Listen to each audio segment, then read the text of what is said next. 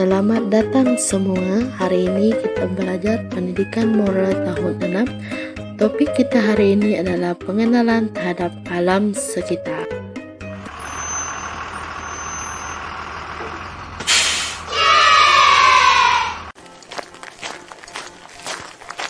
Lihatlah sekeliling kita, murid-murid, indah kan? Wah, cantik sangat cikgu. Banyak pokok dan bunga. Udara pun segar, cikgu. Betul itu, inilah alam sekitar yang kita bergantung untuk hidup. Kamu tahu tak, pokok-pokok ini sangat penting sebab mereka bagi kita oksigen untuk bernafas. Apa akan jadi kalau tak ada pokok?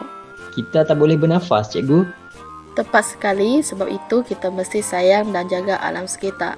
Air sungai itu pun sama penting. Kalau tercemar, kita tak dapat air bersih untuk diminum. Oh, jadi kita kena pastikan tak buang sampah dalam sungai kan, cikgu? Ya, betul. Kita semua ada tanggungjawab untuk menjaga alam sekitar supaya semua makhluk boleh hidup dengan sehat. Setiap kali kamu lihat alam ini, ingat untuk sentiasa menyayanginya. Saya akan ingat, cikgu. Saya nak pastikan taman ini kekal cantik. Bagus, itulah semangat yang kita mahu. Baiklah murid-murid, hari ini cikgu nak bercakap tentang kasih sayang kepada alam sekitar. Salah satu cara kita tunjuk kasih sayang ialah tidak membuang sampah merata-rata. Bila kamu buang sampah ke dalam tong sampah, kamu sedang menjaga kebersihan alam sekitar. Oh, jadi kalau saya buang sampah dengan betul, saya sayang alam. Tepat sekali. Contoh kedua, menjaga pokok dan tumbuhan. Bila kamu tanam pokok atau tidak rosakkan bunga, itu tanda kamu sayang alam. Akhir sekali, kurangkan guna plastik. Bila kamu guna botol air sendiri atau beg guna semula, kamu membantu alam.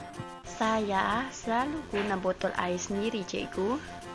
Itu bagus, setiap tindakan kecil ini tunjukkan kasih sayang kita kepada alam sekitar.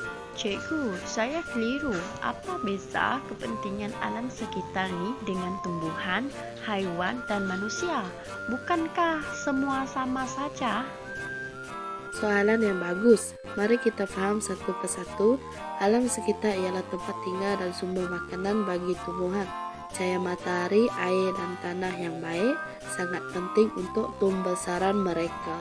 Kamu tengok burung-burung di sana tuh, bagi mereka alam sekitar adalah tempat mereka mencari makanan dan berlindung. Sekiranya hutan, taman dan air tercemar, maka hewan-hewan akan kehilangan habitat dan sumber makanan. Lihatlah manusia sana pula. Seperti yang kamu semua tahu, kita bergantung kepada alam sekitar untuk sumber makanan, air bersih dan udara yang segar. Kalau alam sekitar tercemar, kesihatan kita akan terjejas. Sekarang baru saya faham, cikgu. Setiap makhluk hidup bergantung pada alam sekitar dengan cara yang berbeza, seperti tumbuhan perlukan alam untuk hidup, haiwan perlukan tempat berlindung dan kita pula perlukan alam untuk sumber makanan dan kesihatan. Terima kasih cikgu atas ilmu yang dikongsikan. Cikgu, tengok tu. Ada rusa lah. Orang pun ada. Banyak kan jenis hewan di sini? Ya, cikgu. Banyak. Mereka tinggal di sini ke? Betul itu, inilah tempat tinggal mereka. Sebagai manusia yang bertanggungjawab, kita harus menolong hewan-hewan ini menjaga tempat tinggal mereka agar mereka dapat terus tinggal di sini. Cuba kamu semua tarik nafas dalam-dalam dan rasakan kesegaran udara di sekeliling kita ini. Segarnya, cikgu. Tidak sama seperti udara di kawasan bandar. Betul itu, kualiti udara di kawasan ini adalah lebih segar berbanding di bandar kerana di sini pencemaran udara tidak berlaku. Kalau kamu semua mahu keadaan kekal begini untuk tahun-tahun yang akan datang, kamu semua harus menjaga kelestarian alam sekitar. Lihatlah gambaran keadaan yang akan berlaku sekiranya kamu semua tidak menjalankan tanggungjawab menjaga alam sekitar. Banyak manfaat yang kita perolehi hasil daripada penjagaan alam sekitar. Manusia dan hewan dapat menjalani kehidupan bersama secara harmoni. Keindahan alam sekitar dapat dikekalkan dan dinikmati sepanjang masa. Manusia dapat menjalani aktiviti harian tanpa gangguan pencemaran alam sekitar. Mari kita bersama menjaga alam sekitar kita. Cikgu, panasnya cuaca sekarang ini. Sudah lama tidak hujan. Kamu nak tahu apa puncanya? Puncanya ialah penebangan hutan yang tidak terkawal sehingga menyebabkan berkurangnya bekalan oksigen kepada bumi kita. Oh, begitu. Cikgu, apakah lagi kesan jika kita tidak menjaga alam sekitar? Banyak kesan yang akan berlaku jika tidak menjaga alam sekitar. Antaranya ialah banjir kilat, pencemaran udara, dan air. Oh, begitu. Jadi, kita mesti menjaga alam sekitar. Betul tak, cikgu? Tepat sekali supaya kita dapat semua manfaat dari alam semula jadi. Hai adik-adik, janganlah membuang sampah merata-rata. Maaf kak, saya tak jumpa di mana letaknya tong sampah. Kakak sarankan adik boleh simpan sampah di dalam poket sehingga menjumpai tong sampah. Betul itu, kita haruslah memelihara kebersihan dan kecantikan alam sekitar. Baiklah cikgu, maafkan saya cikgu. Boleh cikgu terangkan cara-cara yang boleh kami lakukan demi menjaga alam sekitar? Boleh, mari kita tengok apa kakak dan abang sukarelawan buat untuk menjaga alam sekitar. Pertama sekali, kita sepatutnya membuang sampah di tempat sepatutnya, seperti di dalam tong sampah ataupun plastik sampah. Kedua, kita semula sampah dengan meletakkan di dalam tong sampah kita semula. Ketiga, kita perlu meningkatkan kesedaran tentang kepentingan menjaga alam sekitar. Keempat, menutup lampu tandas awam jika tidak digunakan. Kelima, menutup bilik air awam jika tidak digunakan. Akhir sekali, menggalakkan penanaman pokok. Penanaman pokok sangat penting untuk meningkatkan ekosistem. Maafkan saya cikgu, saya nak tanya, kenapa kita mesti menjaga alam sekitar? Baik kelas, di sini cikgu terangkan apakah manfaat jika kita sama menjaga alam sekitar secara berterusan. Dengar baik-baik kelas. Pertama, ekosistem akan lebih seimbang. Sebagai contoh, rantaian makanan dan habitat hewan akan lebih seimbang dan terjaga.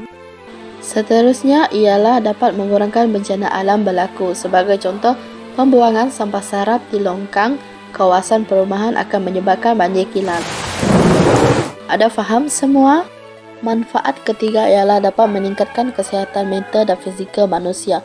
Dengan adanya alam sekitar yang bersih dan terjaga, kita dapat menghirup udara yang segar dan menikmati pemandangan yang cantik seperti sekarang.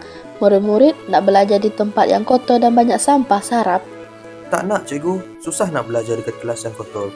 Seterusnya, manfaat ialah kelangsungan hidup untuk masa depan. Contohnya, generasi akan datang dapat menikmati alam sekitar yang bersih dan selamat, manakala kepada hewan ialah habitat mereka akan terjaga. Kemudian, aktiviti pendidikan dapat dijalankan di kawasan luar kelas dengan mempunyai pemandangan yang bersih dan selamat untuk belajar seperti yang kita lakukan sekarang, melawat ke taman untuk melihat alam sekitar. Murid-murid, ada berapa manfaat menghargai alam sekitar yang cikgu nyatakan tadi? Ada siapa yang ingat? Ada 5 semuanya cikgu. Antaranya ialah aktiviti pendidikan dapat dijalankan di tempat yang mempunyai alam sekitar yang bersih seperti kelas kita sekarang. Betul kan cikgu? Betul, baik kelas. Nampaknya kelas kita di Taman Rekreasi ini sudah selesai dengan banyak ilmu yang telah dikongsi oleh cikgu, para sukarelawan dan banyak lagi kepada kamu semua. Cikgu berharap murid-murid ingat dan aplikasikan apa yang kita belajar hari ini. Menjaga alam sekitar amat penting untuk semua kehidupan di dunia ini dan tunjukkan rasa kasih sayang kepada alam sekitar.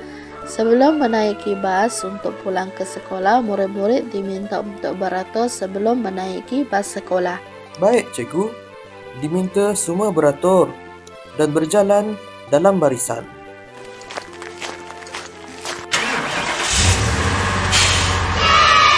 Murid-murid diminta duduk dengan teratur, jangan berdiri dan kurangkan pergerakan semasa bas berjalan. Baik cikgu.